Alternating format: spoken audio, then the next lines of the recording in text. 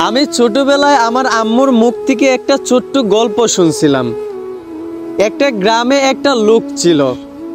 ওই লোকটার একজন স্ত্রীও ছিল। তারা একে অপরকে অনেক ভালোবাসতো। একটা সময় ওই লোকটার স্ত্রী অসুস্থ হয়ে পড়ে। লোকটার স্ত্রী অসুস্থ অবস্থা দেখায় লোকটাকে বলেছিল, আমি যদি আপনার আগে মারা যাই তাহলে আপনি আমাকে দূরে কোথাও দাফন করিয়েন না, আপনার আশেপাশেই আপনি আমাকে দাফন করিয়েন। এই কথা বলে লোকটার স্ত্রী কিছুদিন পর অসুস্থ অবস্থা থাকায় দুনিয়া থেকে বিদায় হয়ে যায়। তারপর লোকটা তার স্ত্রীর কথা মতো তাকে দূরে কোথাও দাফন করে নাই, বরঞ্চ তার ঘরের একদম পাশেই লোকটার স্ত্রীকে লোকটা দাফন করলো। লোকটা দাফন করে রাতের বেলা যখন সে তার রুমে ঘুমাইতে গেল, তখন সে খেয়াল করলো তার রুমটা অস্বাভাবিকভাবে গরম হয়ে যাচ্ছে। সে বিষয়টা বুঝতে পারলো না। তার পরের দিন সকাল হয়ে আবারও যখন বেলা ফুরিয়ে রাত আসলো, আবারও যখন লোকটা তার রুমে ঘুমাইতে গেল, তখনও সে খেয়াল করলো তার রুমটা অস্বাভাবিকভাবে গরম হয়ে যাচ্ছে। লোকটা তখন গরমের কারণে তার রুমের জানালা খুললো। তখন সে অবাক হয়ে গেল, এই গরমের আবহাওয়াটা লোকটার স্ত্রীর কবর থেকে আসতেছিল। এই বিষয় দেখে, এই দৃশ্য দেখে লোকটা অবাক হয়ে গেল। তার পরের দিন সকাল হতে লোকটা একজন আলেমের কাছে গিয়া এই বিষয়টা শেয়ার করলো। আলেম বললেন, হয়তোবা আপনার স্ত্রী কবরে ভালো নেই, হয়তোবা আপনার স্ত্রীর কবরে আযাব হচ্ছে। লোকটা এইটা শুনে বলল, এটা কখনোই সম্ভব হতে পারে না, কারণ আমার স্ত্রী অনেক ভালো একজন মানুষ ছিল। আলেম তখন বলল, আচ্ছা আপনি আমাকে একটা কথা বলেন তো, আপনার স্ত্রী তো অনেক ভালো মানুষ ছিল, তো আপনি কি কোনোদিন আপনার স্ত্রীর কোনো ব্যবহারে কষ্ট পেয়েছিলেন? আপনার স্ত্রী কি আপনার সাথে কোনোদিন উচ্চ গলায় কথা বলছিল? লোকটা বলল, কখনোই না, আমার স্ত্রী খুব ভালো ছিল। আমার স্ত্রী কোনোদিন আমাকে কষ্ট দিয়ে কথা বলেনি, কোনোদিন আমার সাথে খারাপ ব্যবহার করেনি, কোনোদিন আমার সাথে উঁচু গলায় কথা বলেনি। বরঞ্চ আমি যখন নামাজ পড়তে অজুর পানি লাগতো, আমার স্ত্রী আমাকে এগিয়ে দিত। কোনোদিন আমি তার ব্যবহারে কষ্ট পাইনি।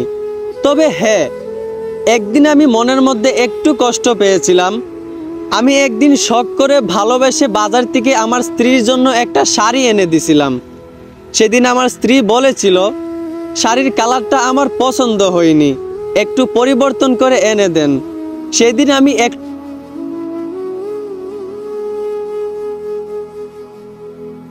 আলেম তখন বললেন, থাক, আর আপনাকে বলতে হবে না, আমি বুঝে গেছি কেন আপনার স্ত্রীর কবরে আযাব হচ্ছে। সেদিন আপনি আপনার স্ত্রীর ব্যবহারে একটু কষ্ট পেয়েছিলেন, কিন্তু আল্লাহ সেদিন এইটা সহ্য করতে পারেননি, যেই কারণে আজ আপনার স্ত্রী কবরে ভালো নেই। এখন আপনি যদি আপনার স্ত্রীকে কবরে ভালো রাখতে চান, তাহলে আপনি এই বিষয় নিয়ে আল্লাহর সাথে কথা বলতে হবে। আপনি যদি মুনাজাতে বলতে পারেন, আল্লাহ সেদিন আমার স্ত্রীর ব্যবহারে আমি কষ্ট পাইনি, আমি আমার স্ত্রীকে ক্ষমা করে দিয়েছি, তাহলেই আপনার স্ত্রী কবরে ভালো অবস্থায় থাকবে, আল্লাহ ক্ষমা করে দিবেন। নয়তো পৃথিবীর কোনো দুয়াই আপনার স্ত্রীকে কবরে ভালো রাখতে পারবে না। সাথে সাথেই লোকটা 2 রাকাত নফল নামাজ পড়ে আল্লাহর কাছে মুনাজাতে কান্না করতে শুরু করলো। মুনাজাত শেষ হতে দেরি হয়েছে, কবর থেকে গরমের আবহাওয়া বন্ধ হতে দেরি হয় নাই। তো আমার বোনেরা, আমি আপনাদেরকে একটা কথাই বলতে চাই, একটু বিবেক দিয়া চিন্তা করেন তো, একজন স্ত্রীর একটু খারাপ ব্যবহারে একজন স্বামী যদি সামান্য কষ্ট পাওয়ার কারণে একজন স্ত্রীর কবরে এরকম অবস্থা হয়, তাহলে বর্তমান সময়ের মেয়েরা আপনারা একটু বিবেক দিয়া চিন্তা করেন। এই যে আপনারা প্রতিনিয়ত আপনাদের স্বামীর মনে আপনারা কষ্ট দিতেছেন, আপনাদের স্বামীর সাথে আপনারা দুর্ব্যবহার করতেছেন, স্বামীর সাথে উচ্চ গলায় কথা বলতেছেন, প্রতিনিয়ত স্বামীর মনে আঘাত দিতেছেন, একবার ভাবেন তো আপনি মরার পর আপনার কবরের অবস্থা কেমন হবে? আমার বোন, দুনিয়াতে হয়তোবা আপনি আপনার স্বামীর সাথে খারাপ ব্যবহার করে উঁচু গলায় কথা বলে নিজেকে বড় বানিয়ে হয়তোবা দুনিয়াতে ভালো হয়ে থাকতে পারবেন, কিন্তু মনে রাখিয়েন কবরের জগতে কিন্তু আপনি ভালো অবস্থায় থাকতে পারবেন না। কোনো স্বামীর মনে আঘাত দিয়ে আপনি পরকালে পার পেয়ে যাবেন না। এপারের জীবনের চেয়ে ওপারের জীবন অনেক মূল্যবান। আমার বোন, স্বামীর ভালোবাসা অর্জন করেন। আপনি যদি আপনার স্বামীর ভালোবাসা অর্জন করতে পারেন, তাহলে বুঝে নেবেন আপনি পৃথিবীর শ্রেষ্ঠ ভালোবাসা অর্জন করে ফেলছেন। কারণ কোনো স্বামী যদি তার বউর প্রতি সন্তুষ্ট হয়ে দোয়া করে তাহলে সেই দোয়া কখনো বৃথা যায় না।